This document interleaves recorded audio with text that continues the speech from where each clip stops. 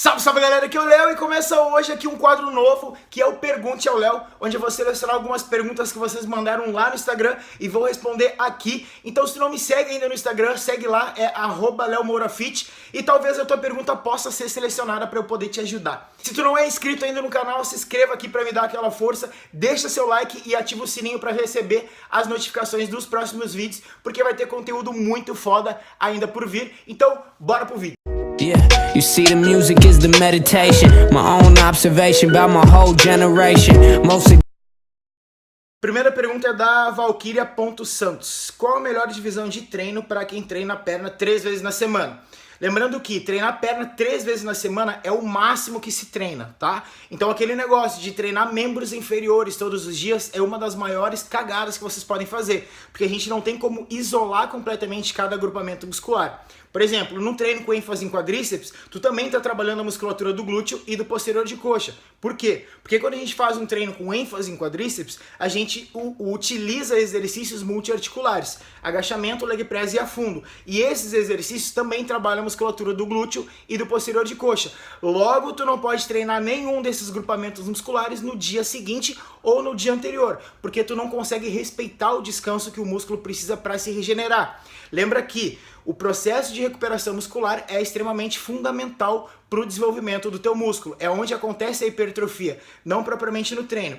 Então, se for treinar a perna 3 vezes na semana, pode ser, é possível, tá? Inclusive tem alunas minhas que fazem, porém a intensidade tem que ser moderada. Não pode ser um treino extremamente desgastante, extremamente intenso, porque tu não vai conseguir dar tempo da tua musculatura se recuperar. Mas pode sim, contanto que consiga respeitar o intervalo. Por exemplo, segunda-feira, ênfase em quadríceps. Quarta-feira, ênfase em posterior. Sexta-feira, ênfase em glúteo. Pergunta da Gracinha_Alves. Aeróbico depois do treino de perna, dá certo para definir? Primeira coisa, a gente precisa tirar da cabeça que é o aeróbico que vai fazer com que a gente consiga definir a nossa musculatura. O aeróbico é importante? Sim. Ele é fundamental? Nem sempre, em alguns casos sim, em alguns casos não, mas ele é mais utilizado para a gente ter um gasto calórico maior, para com a dieta tu ficar num saldo negativo calórico, ou seja, comer uma quantidade de calorias menor do que teu corpo gasta para tu conseguir perder gordura, mas não é o aeróbico especificamente que vai fazer com que tu consiga definir tua musculatura. Pode fazer o aeróbico depois do treino de perna? Pode. No processo de definição muscular, dependendo da ocasião, dependendo do indivíduo, pode ser utilizado sim o aeróbico pós-treino de perna, principalmente para aquelas pessoas que precisam perder uma quantidade de gordura muito grande. Agora, se tu está no processo de ganho de massa muscular, processo de aumento de volume, e tu precisa priorizar a musculatura dos membros inferiores, não é indicado fazer logo depois do treino de perna. Aí o mais interessante seria tu trocar o horário do aeróbico. Por exemplo, treinar de manhã e fazer um aeróbico à noite. Pergunta da Mini_Bernardo. O que é melhor, bater a quantidade de calorias ou bater a quantidade de macros? Os dois. Por quê? Quando a gente calcula uma dieta, quando a gente monta um planejamento alimentar para um aluno, a gente se baseia em quantidade de calorias, ou seja, o quanto de calorias tu precisa comer no final do teu dia e a divisão de macros. Então, os dois são extremamente importantes. O que ela quis dizer é, por exemplo, Léo, eu preciso bater 2.000 quilocalorias por dia. E a minha quantidade de macros em relação à proteína é 40%.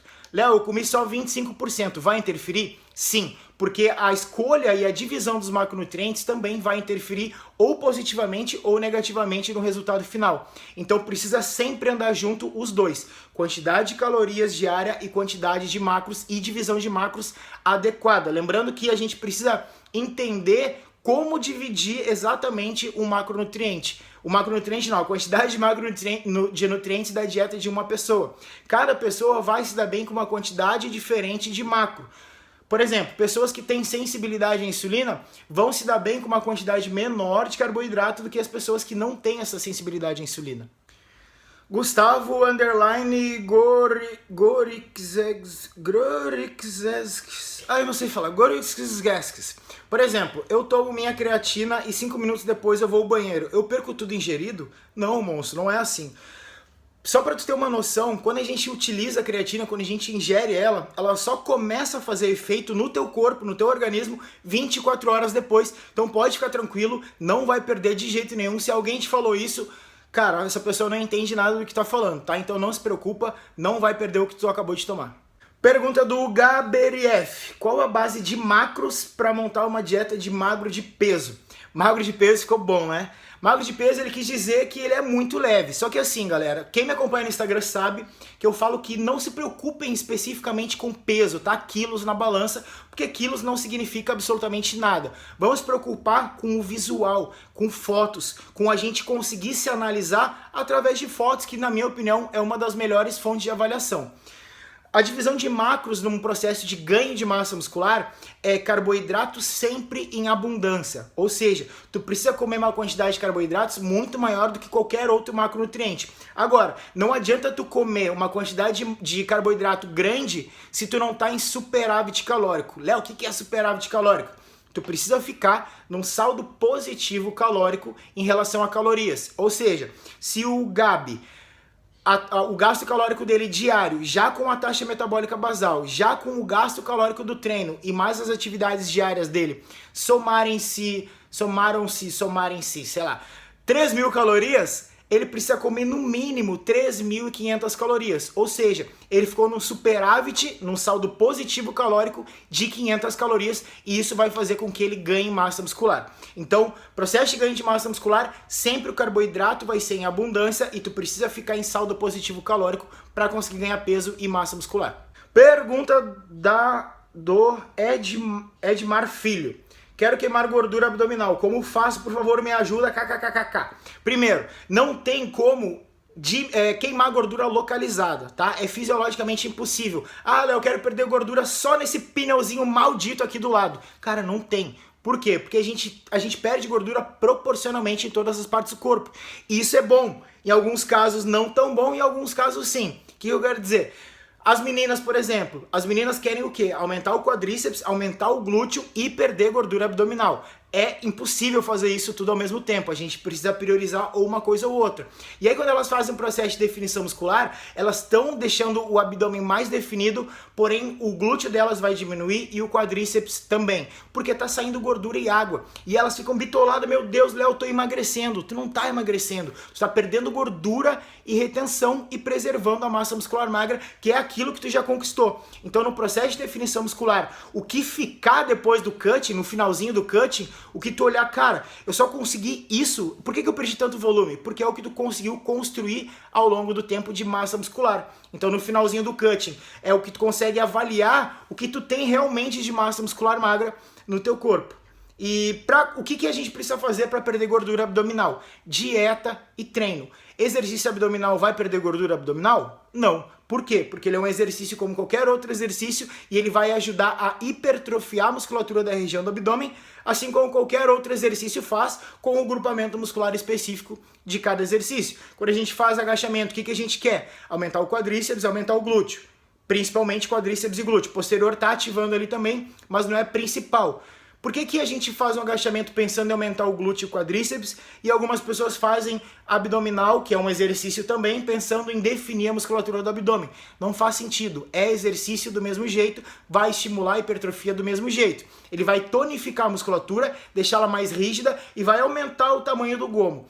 Para perder gordura é déficit calórico. Ou seja, lembra que eu falei anteriormente, saldo positivo calórico no processo de ganho de massa muscular? Então no processo de definição muscular é o inverso. Saldo negativo calórico, déficit calórico, mais ou menos aí de 350 a 500 calorias a menos do que teu corpo gasta para conseguir perder gordura na região do abdômen, na região do braço, na região das costas, na região do glúteo, proporcionalmente em todas as partes do corpo, mas não em uma região específica, porque a gente não tem como perder gordura localizada. E a última pergunta da Fernanda Mares. Não consigo colocar mais peso no aparelho. Cara, e eu gostei muito dessa pergunta porque é sinal que ela busca uma evolução. O que eu vejo é muitas pessoas treinarem com a mesma carga durante muito tempo e aí entram naquele maldito estágio platô, que é aquele estágio que por mais que tu treine todos os dias, tu não consegue evoluir. Quando a gente utiliza a mesma carga durante muito tempo, mesmo às vezes mudando alguma metodologia ou outra, a gente entra num estágio platô. Então o aumento de carga, aumentar a carga não necessariamente a cada treino, mas a cada mês, enfim, em um período curto, é interessante porque é sinal de evolução. Para a gente conseguir aumentar a carga, Em saldo negativo calórico, no processo de definição muscular, isso não acontece. Então as duas coisas que tu precisa fazer é fazer séries de força, ou seja, séries de 4 repetições até 6 repetições no máximo, com carga máxima, com alguma ajuda de preferência de algum profissional, para tu não se machucar, mas precisa fazer séries de força, um treino específico para força, e a tua dieta precisa, tu precisa estar numa dieta de ganho de massa muscular. Então essas duas coisas são fundamentais para tu conseguir aumentar a sobrecarga durante os exercícios e, consequentemente, aumentar o ganho de massa muscular. Porque, ao mesmo tempo que a carga... Tem pessoas que falam que a carga não é importante. A carga, ela é muito importante. Ela não é a única valência que vai fazer com que vocês ganhem massa muscular. Mas ela é importante, sim. É uma das variáveis que vão contribuir para a tua evolução. Então esse negócio de treinar leve, isso aí não existe. A carga ela é importante desde que tu consiga adequar para o teu treino, para o teu condicionamento e para a margem de repetições que o teu treinador estabeleceu. E esse foi o primeiro vídeo do quadro Pergunte ao Léo. Espero que eu tenha te ajudado de verdade mesmo. Não se esqueça de se inscrever no canal para me dar aquela moral monstra. E se tu quiser me seguir no Instagram e fazer algumas perguntas para mim lá, que eu vou te ajudar. Eu posto minha rotina de treino, minha rotina de dieta, a rotina da Camila que tá ali, a rotina dela de treino, a rotina dela de dieta, muitas dicas, faço live, cara, muita coisa. Então me segue no Instagram, @LeoMorafit, e é nóis!